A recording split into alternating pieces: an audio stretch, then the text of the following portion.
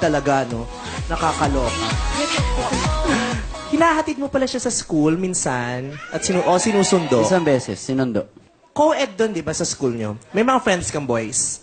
Wala. Pwede siya mag-friends ng boys? Yung totoo? Pwede. Wala naman, bakit naman? Baka Arma, Daniel? Swear to God. Oo. Ay, so hindi. Hindi pwede, Catherine. Yung totoo. Pwede mga gay friends.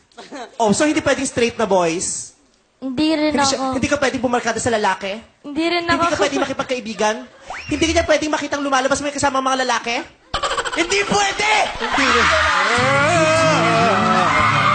Hindi naman ako nag-aya. Hindi pwede. Bakit ako? Pwede ba akong lumabas? Puro babae kasama ko? Kasi sabi niya, pwede daw pag may kasamang gay friends. Siya, pag gay friends. Pabarkada ako sa kanya, pwede ba akong lumabas? Kami lang naman, sige na. Ihatid ko rin naman eh. Sige na, pag nagalit ka, hahingi ko pasensya. Sorry po.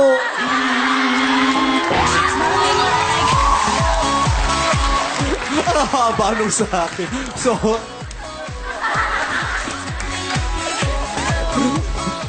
ang cute! Hindi ka pwedeng makipag-gimikan. Ay, di gusto ko, bakit, ah? Hindi siya pwedeng bumarkada o gumimik with may mga kasamang boys. Siya rin sa mga girls, hindi pwede. Ang pwede lang sa kanya, mga Becky friends. Naku, ayan, nagka-idea ng mga lalaki. Paano kung magbeki-bekihan? Ba't hindi pwede? Si Daniel muna. Selos ka. Yung may kasama mga boys. Kahit may mga Hindi lang girls. naman ako sa lahat sa selos. Parang ngayon na, hindi na ako nagsiselos ngayon. Pwede na ngayon. Parang talagang tiwala na kay Catherine. Ang ano lang, hindi na yun iniisip ko yung na safety na lang. Kung ligtas ba o hindi doon. Eh kung siya, lalabas with girls na hindi mo kilala. Siyempre, hindi din. Hindi ka pwede, hindi ka payag. Parang hindi naman ata. Magagalit ka. Kasi paano kung lumabas din ako ng mga sa kasama yung mga guy friends ko hindi niya kilala? Payag ka ba? Siyempre, hindi din. Ang higpit-higpit naman.